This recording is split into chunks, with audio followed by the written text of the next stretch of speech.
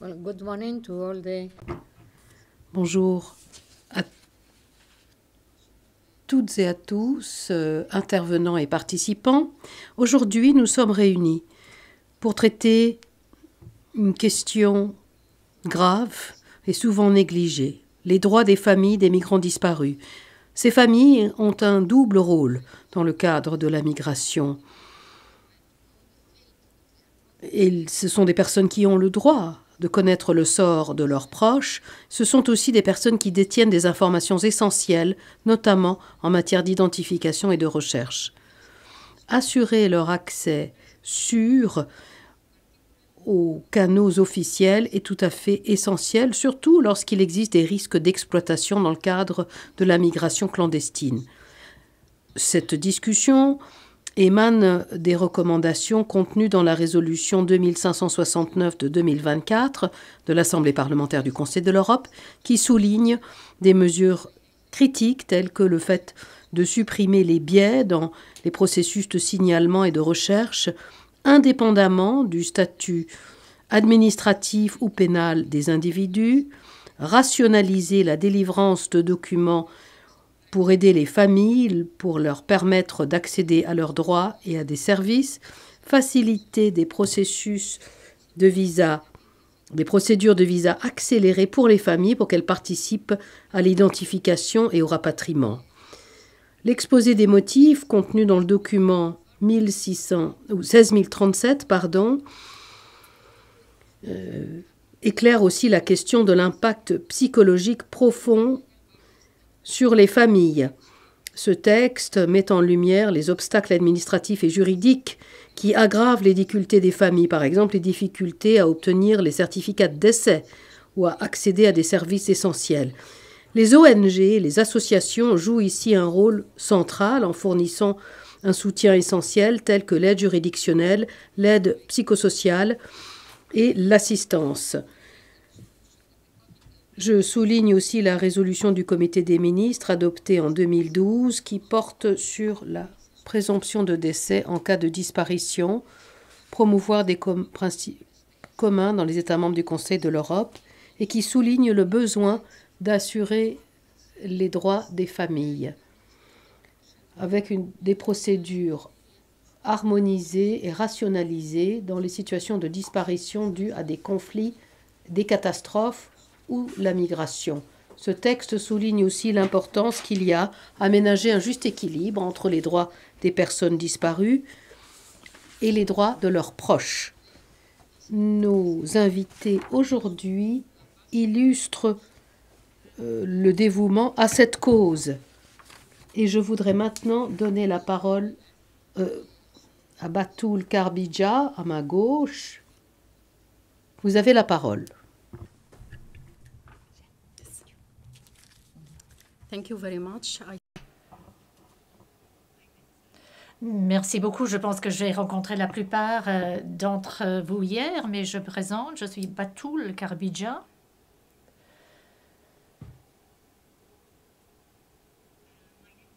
Je suis Batoul Karbidja. Je suis cinéaste, je fais des documentaires, je suis journaliste et présidente de l'Association des familles de demandeurs d'asile portés disparus. Mais plus important encore, je suis également une sœur, la sœur de Maysoun. C'est ma sœur ici.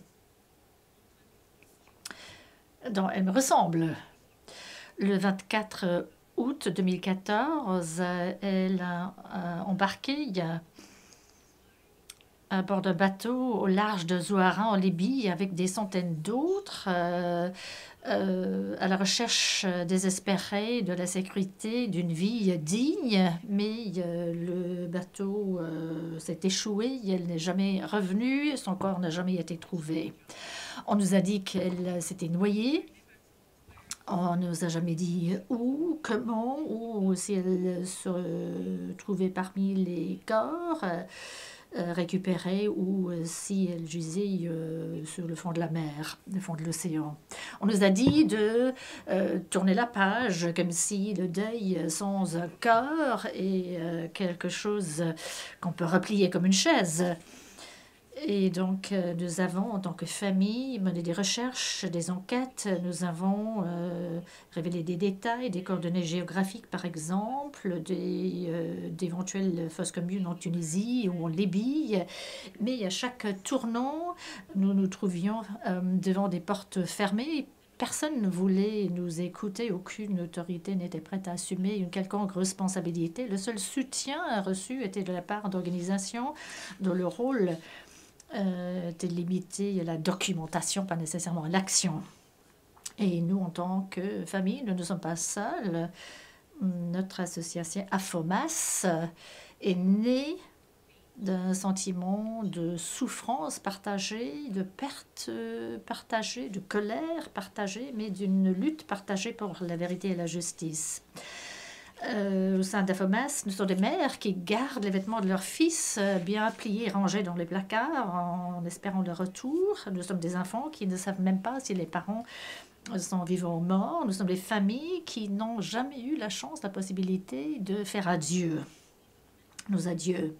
Nous recueillons leurs histoires, nous documentons différents cas pour faire en sorte que les personnes disparues ne sont pas oubliées. Nous exigeons la vérité au sujet du sort des personnes portées disparues le long des routes de la migration. Nous appelons au mécanisme de justice pour aborder des cas de personnes portées disparues, pour la participation active des familles dans ces efforts. Et nous appelons à l'établissement de réseaux de soutien pour les parents de migrants portés disparus. Nous voulons des mesures concrètes pour prévenir des disparitions à l'avenir. Et lorsque je parle de prévenir des cas similaires à l'avenir, je parle de voies légales de migration, sûres et légales. Nous faisons face en tant que famille non seulement la douleur, nous faisons face à un échec systémique en termes de reconnaissance de nos droits et le déni de la mémoire de nos proches. Selon l'IOM, on a parlé de ces chiffres, de ces statistiques à plusieurs reprises hier.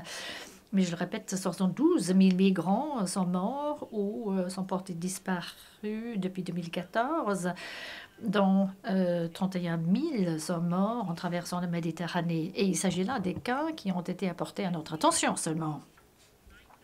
L'an dernier, on a enregistré 9 000 décès, le chiffre le plus élevé pour une seule année. Mais même ces statistiques cachent une crise encore plus profonde. La majorité de ces personnes restent non identifiées et leurs familles, comme la mienne, n'en sont pas informées. Les corps ne sont pas retrouvés, restitués et leurs histoires disparaissent avec eux. Il ne s'agit pas uniquement d'un échec humanitaire, c'est un échec juridique. Le droit international, comme cela est dit dans la résolution 2569, la résolution adoptée par l'Assemblée parlementaire du Conseil de l'Europe, le droit international garantit le droit à la vie, le droit de savoir le sort des proches disparus. Et cette résolution parle de devoir qui incombent aux États de mener des enquêtes au sujet de la disparition. Mais ce droit importe peu lorsque aucune autorité n'assume une responsabilité. Lorsque des décès ont lieu dans des zones frontalières, en haute mer, dans des centres de rétention, il y a un vide en termes de responsabilité. Et dans ce vide, les personnes disparaissent non seulement physiquement, mais ces personnes disparaissent sur le plan administratif, politique et moral également. Dans notre association AFOMAS, nous recevons plein de messages avec des questions où faut-il aller pour signaler qu'une personne est portée disparue ou qui détient les empreintes digitales, les documents, leur téléphone. Est-ce que je peux donner un prélèvement d'ADN? Est-ce que quelqu'un va jamais me rappeler? Souvent, il n'y a pas de réponse, pas de ligne téléphonique, pas de base de données, pas de suivi. Souvent, les personnes portées disparues sont présumées comme étant migrants irréguliers, donc méritant pas un signalement et donc méritant pas une enquête. Il s'agit d'un abandon administratif total. Nous aimerions exprimer notre plein soutien pour la résolution 2569. Nous voulons également réaffirmer l'importance d'adopter la définition de CICR d'une personne portée disparue, parce que nos proches sont vraiment portés disparus et doivent être reconnus en tant que tels. Nous soutenons fermement l'établissement de points focaux au niveau national pour des migrants portés disparus, comme cela a été déjà recommandé, tout en soulignant la nécessité de sauvegarder la sécurité et confidentialité des informations qui nous concernent et qui concernent nos proches. Il était essentiel pour nous de reconnaître, apprécier les travaux menés par différentes entités internationales impliquées dans la recherche de nos proches, l'OIM, ICMP, CICR. Nous voulons que ces institutions restent engagées et soutiennent des normes éthiques de recherche et d'enquête médico-légale. Il est important également d'avoir une approche centrée sur la victime qui respecte la dignité des personnes portées disparues et les droits de leur famille. Je pense qu'il est important de coopérer avec des mécanismes onusiens et les institutions dédiées à la clarification du sort des personnes portées disparues, l'institution indépendante des personnes portées disparues en Syrie, les IIMP, qui nous soutient également. Nous espérons qu'une coopération renforcée entre ces différentes organisations nationales, organes gouvernementaux et la société civile nous aidera à aller de l'avant. Nous voulons également que des démarches concrètes soient entreprises.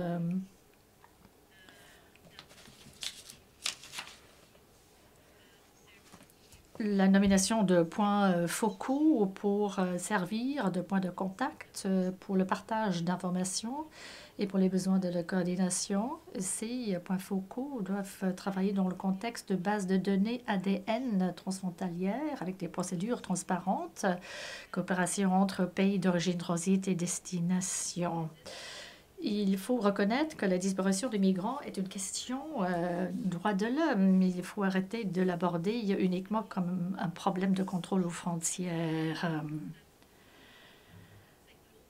La disparition des migrants n'est pas juste une statistique, il s'agit d'une tragédie globale qui touche des familles réelles, des familles comme les nôtres qui attendent des réponses.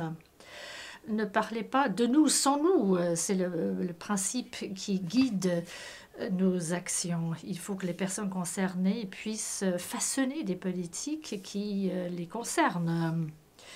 Lorsqu'un citoyen européen est porté disparu, il y a toujours des systèmes qui se mettent en place, il y a des protocoles et des équipes qui commencent des recherches, il y a la couverture par les médias, il y a l'indignation du public, il y a le souvenir. Pourquoi est-ce que c'est différent donc lorsque une personne portée disparue vient de la Syrie, de l'Érythrée, de l'Afghanistan? J'ai du mal à comprendre cela.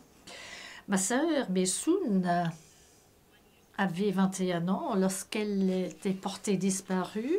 Elle étudiait l'architecture, elle adorait la poésie et la glace à la pistache. Elle n'est pas juste statistique, c'est comme votre sœur, votre fille, votre fils. Donc elle n'a pas une statistique.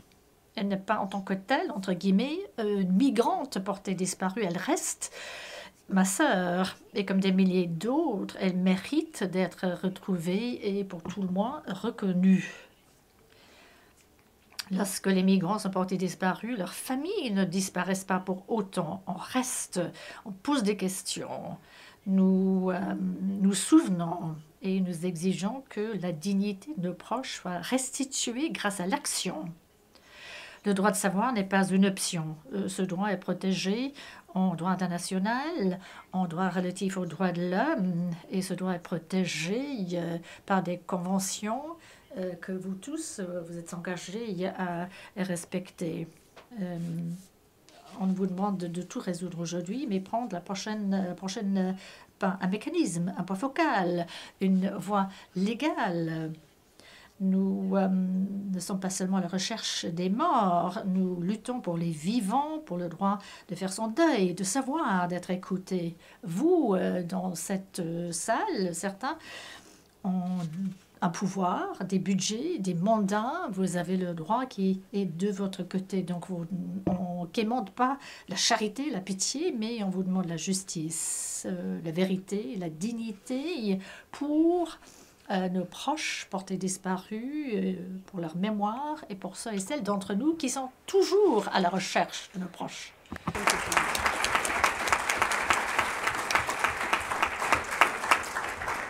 Thank you, Merci Batoul Karbidja. Oui, il faut pouvoir donner une voix aux migrants disparus.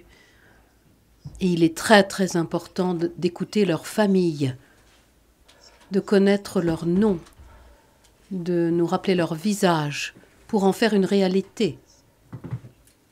Parce que c'est cela qui peut faire changer les choses. Donc, je vous remercie beaucoup et je vous demande de ne pas renoncer, de continuer à vous battre. Pour votre sœur, mais aussi pour tous les autres nombreux migrants disparus qui doivent avoir une voix. Il faut continuer à lutter pour pouvoir identifier un jour ces personnes disparues. Merci beaucoup. Je vais maintenant présenter Sarah Klingenberg, conseillère régionale en matière de déplacement interne et de migration pour l'Europe et l'Asie centrale au CIRC. Sarah Klingberg a 20 ans d'expérience en matière de migration. Elle travaille avec la commission de l'Assemblée parlementaire pour faire entendre la voix des migrants. Et elle est aussi occasionnellement interprète à partir de l'italien. Merci beaucoup. Ça va être difficile de prendre la parole après Batoul. Ça a été dit plusieurs fois hier et aujourd'hui. Derrière chaque migrant disparu, il y a une famille qui vit avec une douleur indicible. Comme Batoul, ces familles ne cessent jamais de chercher. Elles remuent ciel et terre, franchissent des frontières, bravent les obstacles administratifs et linguistiques et juridiques. Et trop souvent, elles le font seules, avec peu de soutien, en s'endettant, en sacrifiant tout ce qu'elles ont pour retrouver un visage, une voix, un signe de vie. Le CICR, avec les Sociétés nationales de la Croix-Rouge et du Croissant-Rouge, nous travaillons avec les autorités et autres acteurs pour prévenir la séparation des familles, au moins essayer de la prévenir sur les routes migratoires, aider les migrants et leurs familles à maintenir et à rétablir le contact, faciliter la recherche ou l'identification des migrants disparus et donner des réponses aux familles. Au moins, c'est ce qu'on essaye et c'est ce qu'on vise. Avant d'aller vraiment plus dans des recommandations, je voudrais dire deux choses, et je reprends là ce que Batoul vient de dire. La première, c'est que c'est important, qu'est-ce qu'on entend par migrants disparus. De notre point de vue, et c'est ce qui est recommandé aussi dans la recommandation, c'est qu'il faut entendre une personne disparue pour la famille, pas pour les autorités. Et ça, c'est très important, parce que souvent, une personne qui est disparue pour les autorités, en fait, ne l'est pas du tout pour les familles. Le contact est toujours là. Et donc, c'est important de prendre en compte ce qui est le point de vue de famille et quand le contact est perdu avec les familles. Deuxièmement, c'est important qu'on discute, qu'on a pris le temps de pouvoir en discuter ici, dans le Conseil de l'Europe, parce que les familles sont ici aussi. Souvent, on pense que les familles sont surtout dans les pays d'origine, mais en fait, beaucoup de familles des migrants qui disparaissent en mer ou sur terre, en Europe, aux frontières de l'Europe, en fait, les familles, elles se trouvent dans l'Union européenne, elles se trouvent en Europe, elles sont ici d'une façon régulière ou irrégulière, mais sont sur ces territoires. Et c'est pour cela que les autorités, en fait, doivent considérer de collaborer avec elles. En mai 2019, le CICR, en coopération avec l'OIM et avec l'équipe argentine d'anthropologie médico-légale, a organisé une conférence au Guatemala en mettant ensemble des experts venant de partout dans le monde pour discuter de la question des migrants disparus.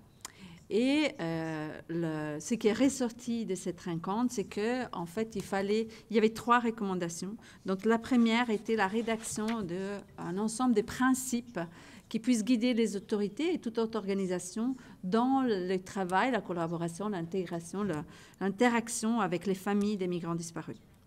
Et aujourd'hui, je souhaiterais en rappeler 4 en tant que recommandations pour les autorités et pour tous ceux qui travaillent sur la question de l'identification et des réponses aux familles. La première, c'est que les États doivent identifier et répondre aux besoins des familles des migrants disparus et à veiller à ce que les législations et services spécifiques soient en place pour répondre à ces besoins. Pourquoi c'est là ? Si on ne répond pas aux besoins primaires de ces familles, on ne peut même pas imaginer qu'elles puissent faire avancer dans leurs recherches et qu'on puisse vraiment travailler avec elles. Comme Batoul vient de le rappeler, les familles ont un profond besoin de savoir. Ils ont le droit de savoir. Et donc, c'est important de pouvoir prendre en compte ces besoins, comme aussi tous ceux qui sont les besoins économiques et tous les autres que les familles auxquelles elles font face, pour pouvoir ensuite travailler avec, leur donner tout cet contexte pour qu'elles puissent aboutir à leur fin. Quels sont 2 autres problèmes que les familles rencontrent? C'est la question des moyens financiers. Tous leurs moyens sont mis dans la recherche, publier des annonces, voyager, appeler dans les différents pays concernés. Des contraintes administratives, difficultés à obtenir des visas, venait juste d'être dit avant, pour avancer dans les recherches, identifier les corps qui sont retrouvés dans d'autres pays. La compréhension des procédures à suivre et l'absence de preuves du lien familial. Souvent, les mariages, c'est des mariages traditionnels. Les actes de naissance sont inexistants. Donc, tout ça, c'est des barrières importantes auxquelles il faut pouvoir répondre. Le manque d'écoute, de prise en compte et d'information par les autorités. Les lacunes juridiques. Il est encore rare que les autorités considèrent la disparition comme un statut légal. Et la plupart des familles ont besoin d'une identification médico-légale du corps pour prouver que leur proche est mort. Chose que, comme vient d'être souligné par le Dr Vella juste avant, en Europe, on retrouve qu'un petit parti de ceux qui sont morts sur la route migratoire. Dans une recherche qu'on a menée en tant que CICR, nous avons constaté que sur 15 disparitions reportées, seul un corps est retrouvé. C'est-à-dire que seulement 380 corps ont été retrouvés sur 5514 morts qui ont été reportés dans les statistiques. Voilà, donc tout ça pour dire que les États, tout d'abord, ils doivent pouvoir identifier et répondre à ces besoins pour pouvoir avancer, pour leur permettre d'avancer dans la recherche. Deuxième recommandation. La notion de famille doit être interprétée de manière large, d'un point de vue social et pas seulement biologique. Les liens sociaux formés pendant le voyage peuvent être essentiels dans l'identification des corps et dans la recherche du sort des personnes disparues. Comme les migrants sont souvent séparés de leur famille pendant de longues périodes, ils peuvent développer des liens sociaux importants avec leurs compagnons de voyage. Et ces voyageurs peuvent être des cousins du 2e au 3e degré, des oncles éloignés, des demi-frères. Et en fait, ces personnes détiennent des informations clés et importantes pour pouvoir comprendre ce qui s'est passé avec des personnes disparues. En Espagne, par exemple, nous aidons la Croix-Rouge espagnole à reconstruire la liste des passagers d'un bateau par des entretiens avec les survivants et pouvoir ainsi donner des informations, même si partielles, aux familles. Leur dire au moins que leurs proches étaient effectivement sur ces bateaux. Il n'est pas arrivé en Espagne, mais il était sur ces bateaux. Et donc, oui, il n'y a pas de corps, on n'en est pas sûr. Mais au moins, la famille a des informations partielles avec lesquelles elles peuvent faire. Troisième recommandation. Comme Batoul et Tareke l'ont dit, il faut inclure les familles en tant qu'acteurs centraux à chaque étape du processus de recherche, tout en veillant à leur sécurité et à leur bien-être. Si nous voulons vraiment faire avancer les choses, nous devons changer de paradigme. Les familles ne sont pas seulement des personnes affectées, elles sont les premiers acteurs du processus de recherche. Elles savent, elles se battent, elles se mobilisent. Pour qu'elles puissent jouer ce rôle pleinement, elles ont besoin d'un environnement sûr, ainsi que de mécanismes et des procédures spécifiques soient mis en place. Souvent, les familles peuvent être en situation irrégulière ou ils peuvent craindre des persécutions par leurs autorités. Quelquefois, la personne disparue est une personne en situation irrégulière et du coup, ils ne vont pas avoir confiance, ils ne vont pas s'approcher aux autorités. Et c'est pour cela qu'il faut mettre en place des mécanismes et des procédures spécifiques pour que ces personnes puissent approcher les autorités et déclarer la personne disparue. La désignation de points de contact clairs, les points focaux, on en a parlé différentes fois, c'est quelque chose que vraiment en tant que CICR, on œuvre depuis un certain moment. Elles sont clés pour mettre ensemble les différents acteurs au niveau national qui travaillent et qui œuvrent pour créer les liens avec les familles, pour clarifier les procédures. Les associations de familles, dans ce contexte, sont des piliers essentiels. Elles créent des ponts. Elles font circuler l'information, elles permettent aux familles de ne pas rester seules et elles peuvent aussi faciliter les interactions avec les autorités. Ça a été dit par Florian, mon collègue, hier. Dernière recommandation, c'est qu'il faut fournir aux familles des informations sur toutes les procédures liées à la disparition de leurs proches, notamment sur ces mécanismes de recherche, sur la délivrance des certificats de décès, sur les possibilités ou pas des visas pour des raisons humanitaires, le rapatriement de dépouilles et faciliter l'accès à ces procédures, y compris via la coordination consulaire pour les familles situées en dehors de l'Europe. Pour conclure, il est temps de cesser de considérer les familles seulement comme des victimes. Elles sont les premiers concernés, elles sont des acteurs forts, des alliés, et comme a dit Tania, l'implication des familles est clé pour obtenir une identification et donner des réponses. Merci.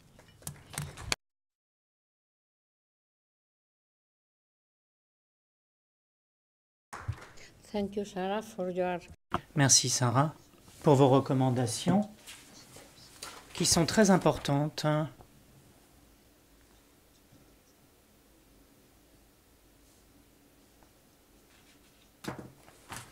Très important pour connaître la situation, les personnes, les familles doivent être présentes dans toute la procédure car elles représentent en quelque sorte la voix de la personne disparue.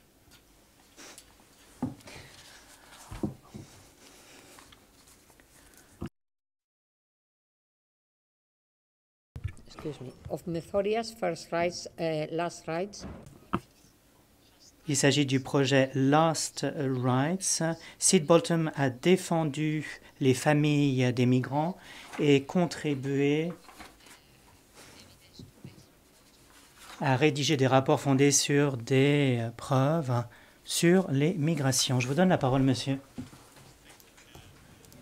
Merci, Madame la Présidente, et merci à l'organisateur. Merci au Conseil de l'Europe, en particulier aux membres de l'Assemblée, M. Palke.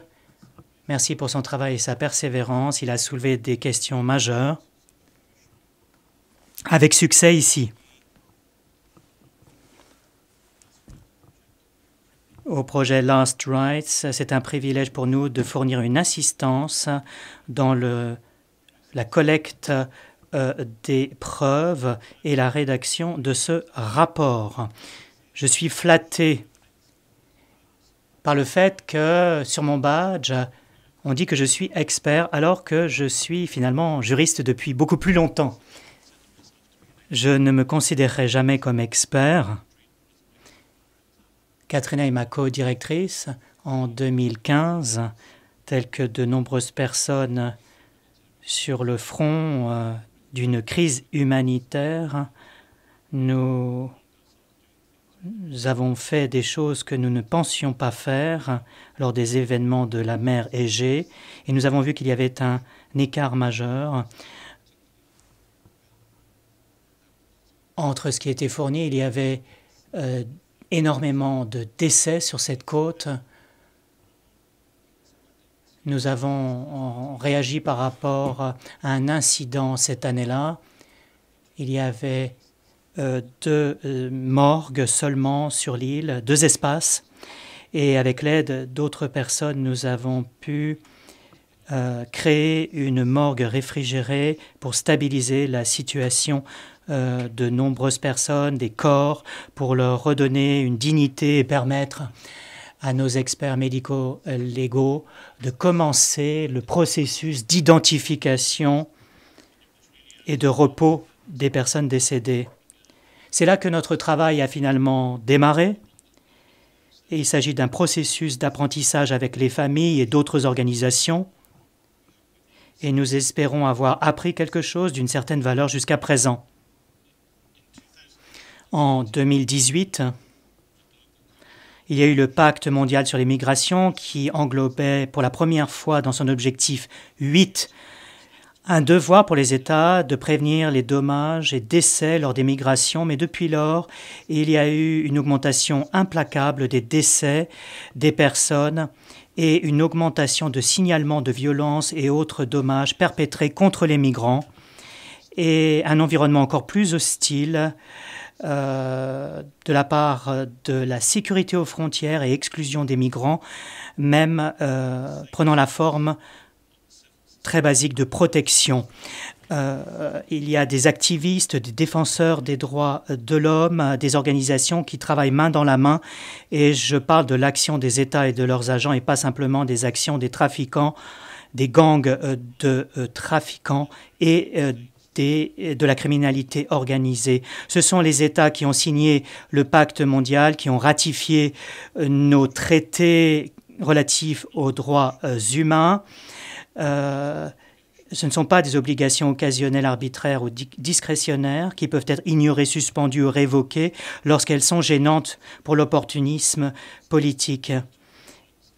Et ici, nous voyons que c'est la maison des droits de l'homme, de la démocratie et des droits de l'homme. Ce qui est clair pour nous, et ce n'est pas une surprise pour de nombreuses personnes qui participent à ce travail des droits humains, c'est l'augmentation à différents niveaux de la criminalisation déployée, pas simplement contre les migrants, mais contre ceux de la société civile qui essaient de sauver des vies et empêcher les décès et travaillent avec les familles. Le Royaume-Uni a une commission d'enquête Cranston qui a travaillé sur le décès de 27 personnes lors du naufrage d'une embarcation le 24 novembre 2021, n'a pas fait son rapport mais a parachevé ses auditions et cela a permis d'éclairer le défaut de formation, le manque d'urgence, de coordination entre l'État et les auteurs non étatiques participant aux opérations de recherche. Comment la présomption et les stéréotypes des migrants ont eu une influence sur l'approche liée à l'urgence et le niveau de ressources nécessaires et le manque d'informations pour les migrants. Et les experts ont dit qu'il y aurait pu avoir une augmentation de la chance de survie. Il n'y a pas eu de tri des corps. Il a été identifié le fait de fournir des informations d'urgence pour améliorer la possibilité de survie dans l'eau. Ces informations auraient dû être disponibles auprès des migrants avant qu'ils s'embarquent dans ce périple, mais les différents groupes et réseaux qui essaient de soutenir les groupes vulnérables font l'objet d'opérations gouvernementales pour perturber le modèle économique des passeurs, notamment. Et assister les vulnérables s'est transformé en collaboration alléguée, encourageant et facilitant. Cette politique de criminalisation augmente partout en Europe. L'agence FRA a signalé il y a quelque temps maintenant, lors d'opérations de sauvetage de la société civile, et a fait la liste des vaisseaux et leurs propriétaires qui n'ont pas pu mettre en œuvre des opérations de sauvetage. Et ce théâtre d'opération est maintenant toiletté en quelque sorte et écarte les acteurs de la société civile. Le projet Dernier Droit travaille avec des acteurs de la société civile dans le monde pour formuler et plaider pour les droits des personnes migrantes, qu'ils soient traités avec dignité, respecter leurs droits à la vie et faire tout ce qui est possible pour empêcher les décès et développer des systèmes internationaux et nationaux effectifs de traçabilité pour récupérer et identifier les corps de ces personnes décédées. Et il s'agit de fournir des réponses pour les familles en deuil, mais assurer une transparence et apporter une voie de recours. En mai 2018, avec 15 autres organisations de la société civile, nous nous sommes réunis pour formuler et signer ce qui est connu comme étant la déclaration de Mytilini pour le traitement avec dignité des personnes disparues et leurs familles suite aux migrations. Comme l'a dit Maurice tout à l'heure, c'était avec l'encouragement et la participation de son prédécesseur, ainsi que d'autres personnes. Les familles ont participé, c'était important, et cela s'est développé du point de vue de la famille, y compris nos collègues anthropologues d'Argentine. Ce document englobe une liste de droits exprimés au nom des personnes décédées et des familles en deuil. Cela n'englobe pas ou n'exige pas de nouvelles lois. Elle est fondée sur les obligations relatives aux droits de l'homme, mais il s'agit d'envisager cela du point de vue pratique. En fait, il existe 10 recommandations spécifiques qui sont liées au soutien des familles pour qu'elles ne fassent pas l'objet de détention administrative, pour qu'elles puissent choisir les ONG pour les représenter et pour que des représentants légaux les représentent dans des procédures judiciaires qui deviennent extrêmement complexes. Le droit des familles d'être informées et de fournir un consentement éclairé à toutes les étapes de l'enquête. Et nous avons aussi tous les documents nécessaires. Nous avons une liste très longue. Nous parlons des funérailles, le droit d'entrer dans un pays pour participer aux funérailles, mais aussi le droit de garantir que les droits des familles doivent être respectés sur le plan cultuel et culturel. Et il s'agit d'aborder la question du lieu du repos de la personne décédée, qui est parfois très loin de son pays d'origine. Il y a 2 recommandations notamment qu'il ne faut pas oublier. Les enfants font partie de la famille et très souvent ils ne font pas partie des discussions. Il y a de nombreux enfants qui sont décédés en chemin et très souvent n'ont pas de prise en charge alternative, et il faut parler dans le détail de l'intérêt supérieur des enfants qui sont laissés de côté et le droit qu'ils ont en lien à leur famille. Voilà, je m'arrêterai là parce que je suis conscient du temps. Merci beaucoup de votre attention. Thank you. Well, Merci beaucoup pour cette perspective et votre expertise qui a enrichi notre expérience. Vous avez proposé des solutions utiles. Nous aurons maintenant un dialogue, une séance de questions-réponses. Il s'agit de clarifier ce qui s'est produit quant à ces migrants et prendre en compte les besoins des familles de manière holistique. Merci de votre attention et merci au secrétariat et aux interprètes pour leur aide.